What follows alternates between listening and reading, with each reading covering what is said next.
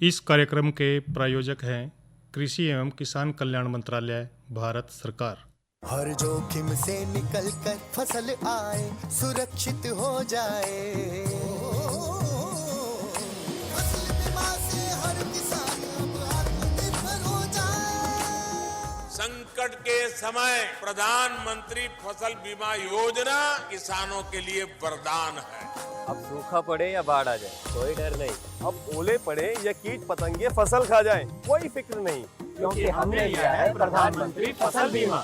बुआई से फसल कटाई तक हर जोखिम का दावा, न्यूनतम प्रीमियम पर अधिकतम भुगतान का वादा। योजना से हर साल जुड़ रहे हैं 5 करोड़ से ज्यादा किसान। अब आपकी है बारी। नजदीकी कृषि कार्यालय, सहकारी समिति, बैंक शाखा, अधिकृत बीमा कंपनी या जन सेवा केंद्र में स्वेच्छा से करा सकते हैं पंजीकरण। फसल बीमा पोर्टल या फसल बीमा ऐप द्वारा भी कराया जा सकता है पंजीकरण। प्रधानमंत्री फसल बीमा योजना, आपकी फसलों का संपूर्ण सुरक्षा कवच। कृषि एवं किसान कल्याण मंत्रालय, भारत सरकार। वीरेंद्र भाई राम राम। कृष्ण भाई, आपने भी और किसान वाणी कार्यक्रम सुनने वाले सारे बहन भाइयों ने हमारी राम राम। कृष्ण भाई जी, कई दिनों के बाद बातचीत हुई आपसे। बिल्कुल वीरेंद्र भाई, हम भी नहीं देख रहे थे कि कद भाई इकट्ठे हो और कद हम जो है ना इकट्ठे किसान वाणी कार्यक्रम देवा है। और कृष्ण भाई तो फिर आपकी इच्छा पूरी हुई और आज हम दोनों यहाँ हैं और काफ़ी दिनों में आप मिले भी। तो पर मैं तो ये देख रहा था, आप बीच सी में एक बार मैंने देखा भी, आप कहीं जल्दी से में थे। अच्छा। तो कहीं किसी ऐसी जगह देख रहा था मैं कि जहाँ खेत भी थे, साथ साथ आप देख रहे थे, तो उनके साथ साथ जो है आप काम करवा रहे थे। पता नहीं वहाँ कुछ करने जा रहे थे या जंदे जंदे आपका विचार बन गया कि भी चलो यहाँ का भी चक्कर लगा लियो, देखो क्या कुछ चल रहा। तो मैं तो समझ रहा था माँ कृष्ण भाई हैं, माँ जरूर कोई ना कोई नई खोज खबर पर नज़र होगी। और वह यार फिर नतीजा निकाला मैंने चलते चलते ना कि कृष्ण भाई तो नहीं देख रहे हैं भाई, खेती के साथ साथ किसान भाई देखो कितने तरह के काम कर लें। और वीरेंद्र भाई देखा, अपना तो देखा, ठीक देखा, कई बार देखा है ना, जो मुर्गी घर बना रखे है ना हम ना, उसके मैं कई बार बीमारी लगने की संभावना सी बनी रहा। यही समझ रहा था कि और मैं उसका देखने लग रहा था चारों कने घूम का मुर्गी घर के कि कभी कोई बीमारी आ गई हो, कोई चूजा बीमार हो गया हो या कोई मुर्गी बीमार हो गई हो, तो उसमें कोई बीमारी भी आ जा। बिल्कुल सही कह रहे हो कृष्ण भाई, क्योंकि मुर्गी घर जो हैं या मुर्गी पालक जो भाई हैं, वो एक सहायक व्यवसाय के रूप में या एक स्वतंत्र रूप से मुर्गी पालन करके जो है अपना व्यवसाय कर रहे हैं और उससे आमदनी ले रहे हैं। तो ऐसे में उसकी देखरेख करना बहुत ज़्यादा जरूरी हो जाए। और वो तभी संभव है जब मुर्गी घरों के जो मुख्य रोगों के उनके लक्षण या उसके कारण का पता लगावें, फिर उसकी रोकथाम के उपाय करें। जिस तरह आप ढूंढ रहे थे भाई, देखे क्या कुछ है क्या कुछ नहीं, तो फिर आपने क्या कुछ नज़र मारी जो इसमें मन ने तो ये लगा है कि भाई कई तरह के रोग तो छोटे मोटे से हो जाए, जिस तरह मुर्गियाँ में दस्त लग जाए, है जी, मुर्गियाँ एक दूसरे का चूच मारना घायल कर दें। तो ये तो चलो वो है स्थानीय जो चिकित्सक हैं, उसमें उसने दस्त रोकने की दवाई दे दें, या मुर्गियों की चूंच जो है थोड़ी सी आगे से वो करते हैं, घसा दें कि भाई चलो एक दूसरे ने ना घायल करें, साफ सफाई का पूरा ध्यान रखें। और जी जो गिल्ला सूखा करें हैं उसका नीचे बिट्टा हो जाए, वो जिसने कह दें मुर्गी का घर का खाद है और भाई वो बड़ा लगा खेत में, उसने निकाल के बदल दें, अदला बदली कर दें। तो ये कई चीज़ें हैं। फिर आप जिक्र भी कर रहे थे एक बार कि ये तो सारी आम बात है जो कि हम दैनिक दिनचर्या में अपनावे हैं, साफ सफाई का पूरा ध्यान रखना। पर एक जो है बहुत ही गंभीर रोग भी हो जाए और उसमें पता नहीं क्या गंबोरा रोग है वीरेंद्र भाई, वो गंबोरा रोग है। तो फिर किसान भाई नहीं बताओ, मुर्गी पालक भाई देखें क्या कहीं ऐसे लक्षण उनके मुर्गियों में तो नहीं दिखाई देते? वीरेंद्र भाई, जिस तरह के आप गंबोरा रोग की बात कर रहे हैं ना, उस एक तो यू रोग जो है ना विषाणु है। विषाणु ऐसा विषाणु है जो दूसरे जो मुर्गियां हैं एक दूसरे के गिला वो चला जाओ। अच्छा, जिस तरह एक सेल दूसरे में चले गए, कह लोगे छूत का रोग सा है। बिल्कुल। और यू जो रोग है ज्यादातर तो यू जो छोटे चूजे है ना, उनमें ज्यादा देखने न मिला शुरुआती अवस्था में। जो क्यों, जो चूजे हैं, जिस तरह जो जीवित चूजे है ना, उनकी जो बढ़त है ना वो कम रहेगी, यानी कि वो तकड़े नहीं हो सकते सेहत में जाकर वो बीमारी लगी। न्यू लगाएगा आप कह भी दे यार बोरियां की बोरियां फीड खा गए, नहीं होंगे। तो यही बात ठीक कह रहे। तो इसके बाद इस तरह की जो चूजे हैं, इनमें अगर यह बीमारी आ भी जावा तो उनमें जो रोग लगेगा ये उनकी जो क्षमता ना रोग लड़ने से वह कम हो जाएगी, कमजोर हो जाएगी। अच्छा। उनकी ताकत, फिर वह बीमार हुआ फिर वो मर भी सके। हाँ, या तो जाहिर है, या तो वो तो चूजा तो छोटा सा होया, बिल्कुल। बड़ा बड़े जो पशु हैं या इंसानों में भी कह दें जिसमें कि भाई रोग प्रतिरोधक क्षमता खत्म होगी, हाँ। तो समझ लो आप, ये खत्म हो गया। बिल्कुल। तो रोग प्रतिरोधक क्षमता को बनाए रखना बहुत ज्यादा जरूरी है। तो स्त्रियां देखे जो मुख्य रूपते हैं, या जिस तरह कुक्कट है ना, कुक्कट जो छोटे हैं, उनमें ज्यादातर जो है ना प्रभाव डाला उसके ऊपर। इसमें कुछ ऐसे पक्षी हैं जिस तरह के टर्की ला ले, वो भी इसी जाति की है। अच्छा अच्छा, बत्तख ला लो, ठीक समझ गया। फिजेंट्स ला लो, या सारी की सारी हैं पक्षी जो है ना इसी तरह के ये हैं। मतलब के लिए लगा लियो, जैसे हम यूं नहीं कह सकते कि मुर्गियों में जो पक्षी जाति के, हाँ, इस तरह के जो पक्षी है ना, उनमें ज्यादातर देखने मिला ये रोग। और यू रोग कम से कम भी ज्यादातर नहीं तीजा, अगर वो 3 से 6 सप्ताह के हुआ चूजे, उन पर ज्यादा असर करायु। और कई बार देखा है कि 3 सप्ताह तक भी जो छोटे चूजे हैं, उनमें भी जो बीमारी है उसका सब क्लिनिकल इस टाइप की बीमारी आया, उस तरह के रूप में आया मिलेगी उनमें। और ये रोग 3 जो है ना महीने तक जो है ना जो पक्षी हैं या मान लो जो चूजे हैं, मुर्गे हैं, उन ना ज्यादातर यू प्रभावित करता रहा है। ठीक। हाँ, और रोग के भी कई कारण है वीरेंद्र भाई इसके। तो जी हाँ, वो क्या है? अगर आप कम्बोरो रोग का विषाणु है ना, यू एक तो स्थायी और कठोर किस्म को है, और जो दूसरे जो आम रसायन है उनको यो निष्क्रिय नहीं होने देता। और बीमारी एक बार मुर्गी फार्म आ गई ना, हाँ। यूं नहीं सोचियो भी खत्म हो जाएगी थोड़ी सी, बड़ी मुश्किल खत्म हो गया। अच्छा। हाँ, यू संक्रमण के नहीं एक फ्लास्क से दूसरे फ्लास्क में यू चला जाओ, यानी कि एक खाने में तो दूसरे में चले खाने में चले दूसरे खाने में चला जावा। ये तो वही बात होगी जिस तरह आजकल वो कह रहे हैं कोरोना का। हाँ, बस वही एक से दूसरा बस चैन सिस्टम बन गया। हाँ, बस उससे बचाव करना है, उसको तोड़ना है बीच में। बिल्कुल बिल्कुल। तो इस तरह जो मुर्गी पालक हैं उनका ज्यादातर इस रोग थे, उनके जो चूजे हैं, मुर्गियां हैं, उनका नुकसान हो जाए। कृष्ण भाई एक बात और बताओ। हाँ, तो क्या इसमें कोई ऐसा भी है कि भी यो मान लो साल में नहीं कहते गर्मी सर्दी बरसात आ रही है, किसी खास मौसम में ही हो है, या फिर यो कभी भी इसका अंदेशा बने रहे? यह बीमारी वीरेंद्र भाई किसी भी टाइम आ सका। कोई फिक्स टाइम नहीं है इसका। कोई इसका मौसम से लेना ना कोई मौसम से लेना देना नहीं है। यू रोग जो है ना कि विषाणु संक्रमित यू दाने ते भी आ सका, पीने के पानी ते भी हो सका यू। ठीक। और कई बार देखा है कह देना भाई ये तो अंडे ते ही होगा, ऐसी कोई बात नहीं आई। ये तो क्या पता किस तरह आ जा, इससे जो है ना यू रोग जो आ भी गया नहीं, विषाणु तो कह नहीं, बीट गेला भी प्रभावित हो जाए। अच्छा, उससे भी प्रभावित होगा। मान लो वहाँ संक्रमित क्योंकि वो बीट करेगा। जी हाँ, और उसमें स्वस्थ उसके संपर्क में आ गया, तो उसको भी अंदेशा है पूरा। बिल्कुल। दबड़े का मल है, दाना है, पानी है, या उसका वातावरण मुर्गी घर का, मुर्गी फार्म है, इस तरह के जो है ना कई तरह जो है ना इसके जो उपकरण उठा उनते भी यू संक्रमित हो सका है। या हाँ, मुर्गी खाने में इस तरह के जो विषाणु है ना कई दिन तक जीवित रहेंगे। इसमें कौन से विषाणु है, जिस तरह के मीलवर्म की बात कर लो, माइट्स है, या फिर दूसरा खून चूसने वाले कीट हैं, और इस तरह के जो रोग हैं वो विषाणु के संक्रमण से फैलने में वो मदद करें कि उससे संक्रमण फैलता रहे यार, चलता रहे। ठीक हाँ, है, बिल्कुल। इसके कुछ लक्षण भी हैं वीरेंद्र भाई। क्या बोला?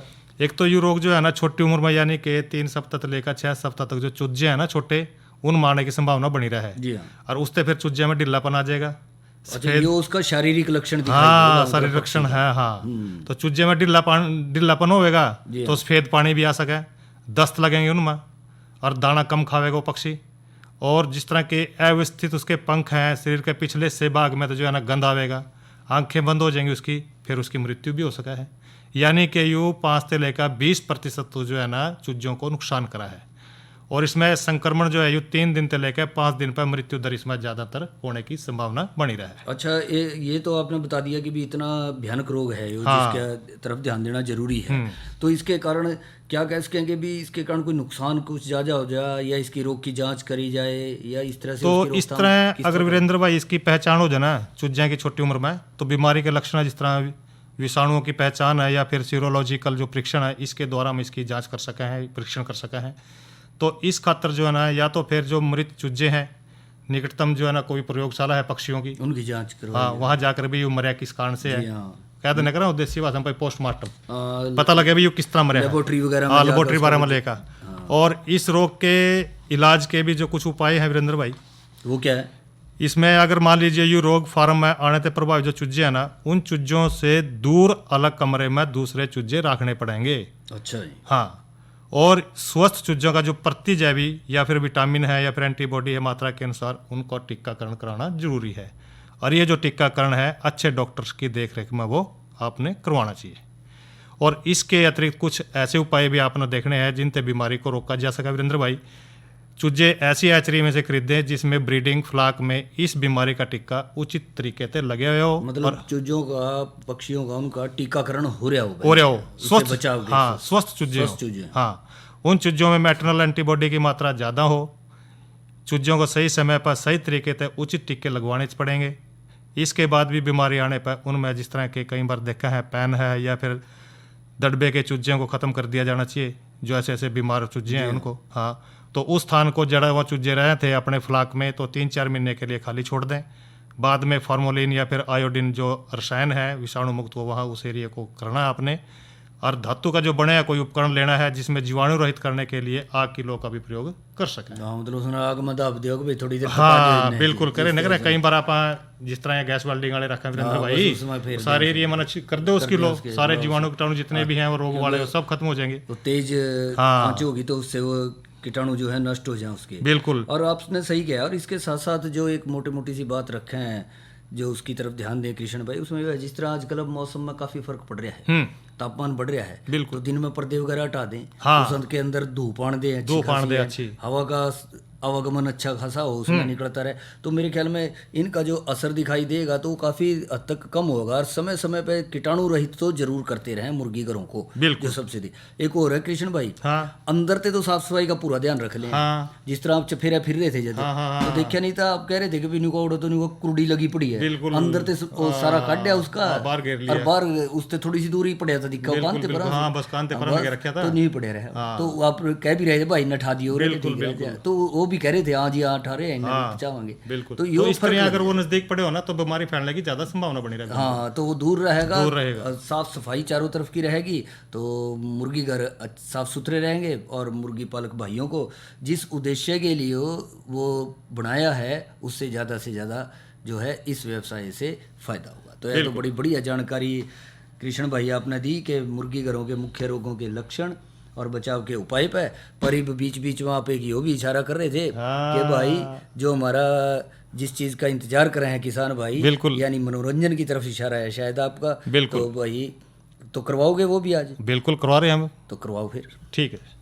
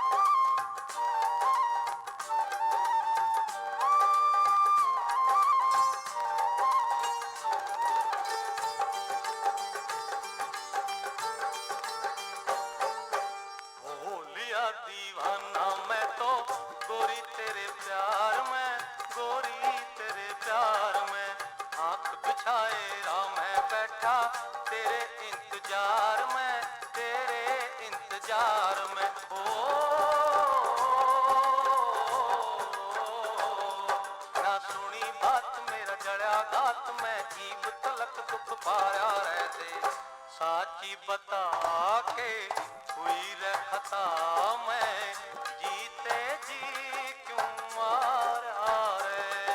अरे डट जा गोरी मेरी चांद चकोरी, अरे हट जा छोरे हट के रे चोरे।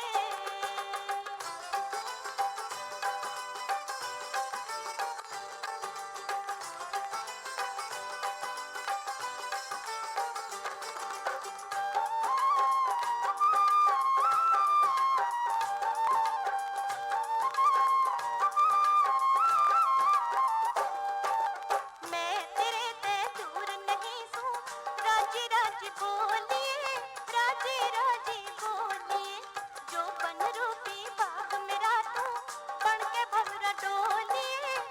के भंवरा डोली ओ तू प्यासी मैं तेरी दासी मैं तू मन जान दे प्यारा से तू जीने डाट दिन यूं काट बस इसमें मतलब सारा से इब डट जा छोरे मेरे चाँद चकोरे अरे डट जा गोरी मेरी रस की पोरी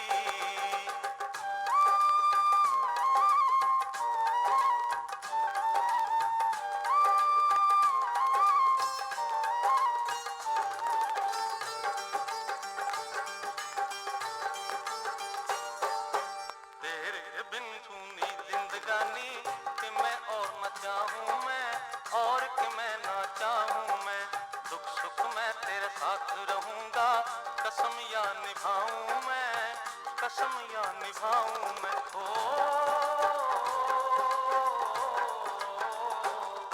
मेरी यारी तू मेरी प्यारी तू एक तू है मेरा सहारा रे यार बात सही ले मान कही ले तेरे बिन नहीं इब गुजारा है अरे डट जा गोरी मेरी चांद चकोरी इब डट जा छोरे मेरे चाँद चकोरे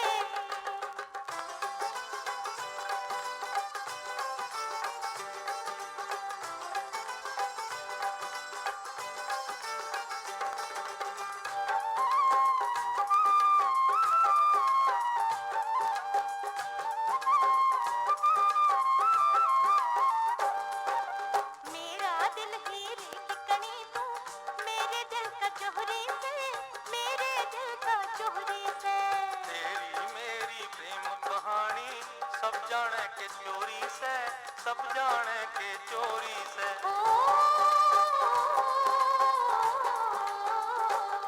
जग टूटे ना संग टूटे ना हमारी मंजिल एक किनारा रह तू मेरी शान हम एक जान हमारा जिस्म सबे सतनारा है अरे डट जा गोरी मेरी चांद चकोरी मेरे चाँद चकोरे मेरे चाँद चकोरे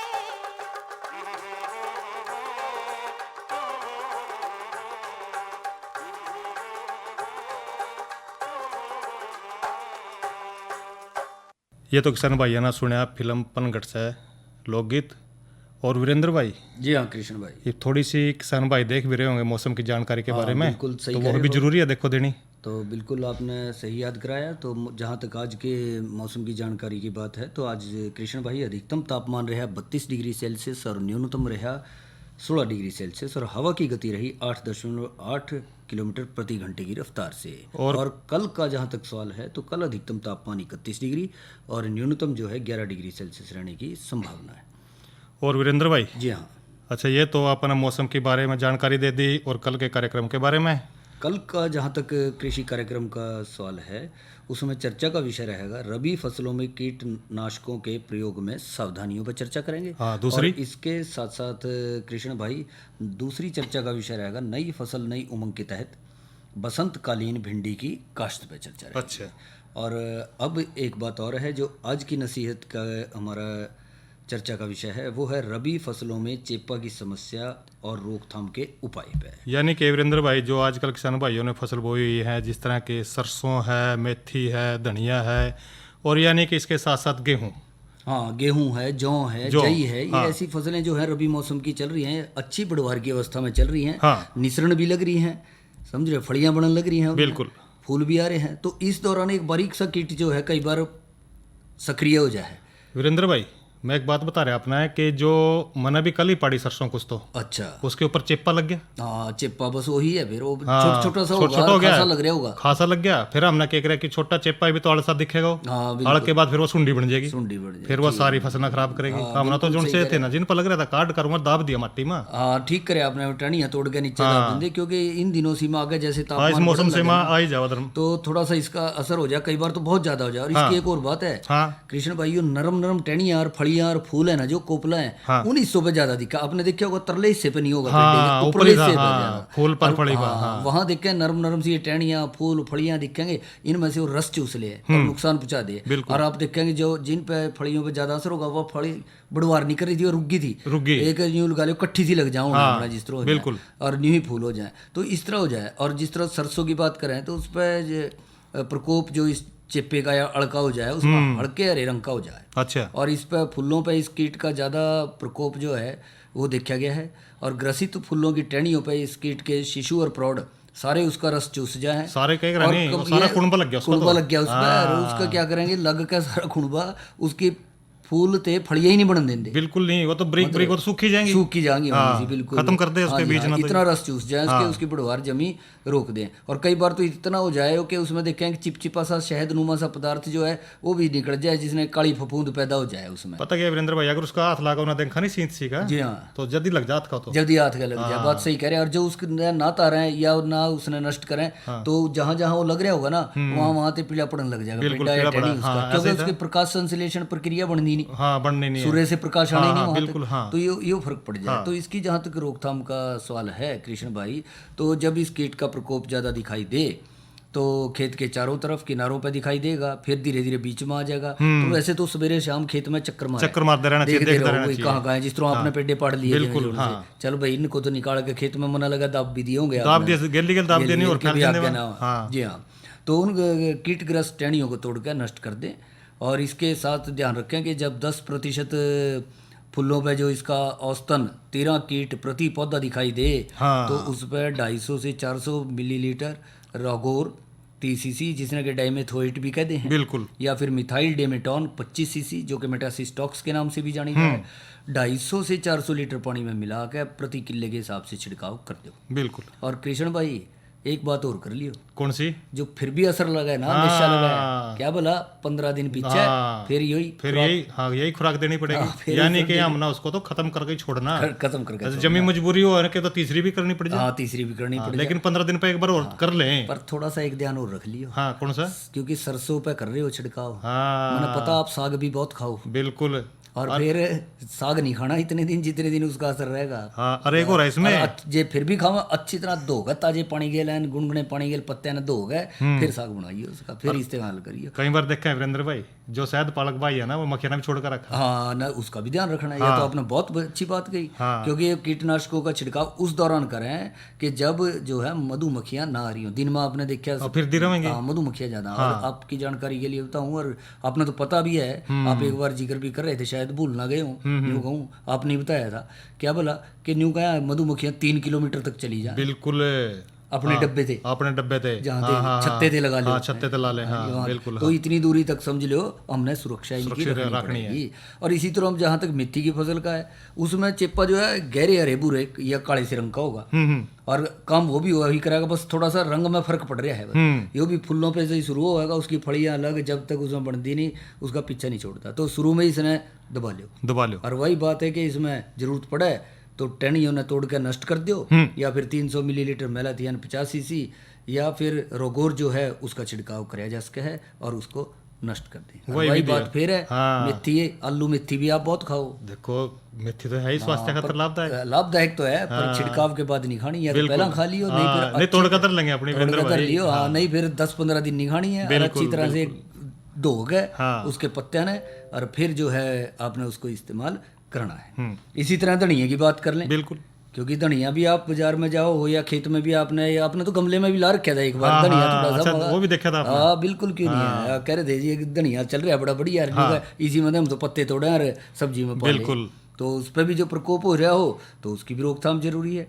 और उसी तरह से उसके अंदर देखें कि जो जिनके ऊपर असर ज़्यादा हो उनको तोड़ कर नष्ट कर दो, और बाकी जो है उसके ऊपर जैसे रोगोर है, मेलाथियन है, उसका 50 सीसी 400 मिलीलीटर तक उसका घोल तैयार कर लो 250 से 400 लीटर पानी में, और उसका छिड़काव कर सके हैं। ये रोग तो वीरेंद्र भाई आजकल बहुत ज्यादा हो रहा है। बिल्कुल सही कह रहे हैं। और गेहूं की भी आप जिक्र कर रहे थे, जौ की भी, जई की भी, उन पे भी जो ज़्यादा असर दिख रहा हो, और जो 12% तक बाड़ियाँ आ गई है और उनके ऊपर असर इसका दिखाई दे रहा है और उसके पत्तों पे चिप्पे के कीट दिखाई दे रहे हैं। 250 मिलीलीटर फेनिट्रोथियान 50 सीसी या 400 मिलीलीटर मेलाथियान 50 सीसी में से कोई एक ले लो और 250 लीटर पानी में मिला के प्रति किले के हिसाब से जो है उसके ऊपर छिड़काव कर सकें। तो इस तरह से जब इन बातों का ध्यान रख के आप चलेंगे, बिल्कुल, या किसान भाई थोड़ा शुरुआती अवस्था में ही ध्यान दे लेंगे, तो फसल को बचा कर रखेंगे, अच्छा उसका असर रहेगा और बढ़िया तरीके से जो है वो अपनी बढ़वार करेगी और किसान भाइयों को ज़्यादा से ज़्यादा फायदा उसका मिलेगा, अच्छी फसल होगी, अच्छी फसल होगी। कृष्ण भाई, तो या तो करिए हमने कृष्ण भाई चर्चा आज की नसीहत के तहत रबी फसलों में चेपा की समस्या व रोकथाम के उपाय पर। इस कार्यक्रम के प्रायोजक थे कृषि एवं किसान कल्याण मंत्रालय, भारत सरकार। अरे अरे अरे क्या कर रहा है? इधर इधर इधर हम बोल रहे हैं तेरे बीजू का। उतला बोल रहा है? पक्षियों से तो हम खेत को बचा लेते हैं, पर इन घातक रसायनों से कैसे बचाएं? मतलब? देख बेटा, तू जो ये अंधाधुंध रसायन मिलाता है ना, मिट्टी की सेहत बिगड़ने लगी है और जब माटी ही कमजोर पड़ जाएगी तो उपज कैसे सेहतमंद होगी? अरे पहले ऐसा नहीं था, पूछना अपने बड़े बुजुर्गों से, कैसे फसल लहलहाती थी, शुद्धता झलकती थी। हाँ, माटी भी तंदुरुस्त और लोग भी। अरे अब पहली वाली बात कहाँ? पर अब तो सब यही डाले हैं। सब नहीं, आज भी लाखों जागरूक किसान परंपरागत विधि से फसल उगा रहे हैं, खर्चा कम और उपज की कीमत भी बेहतर पा रहे हैं। सच है? रे बेटे, एक्सपीरियंस से बता रहे हैं, धूप में बाल सफेद नहीं किए हैं। हाँ। ठीक है भाई, मैं भी आज से जैविक खेती शुरू करूंगा। माटी से प्रेम की परंपरा है, परंपरागत खेती। तो वीरेंद्र भाई, आज का किसान वाणी कार्यक्रम यहीं तक था, तो भाइयों से लें इजाजत। अच्छा भाइयों, राम राम राम।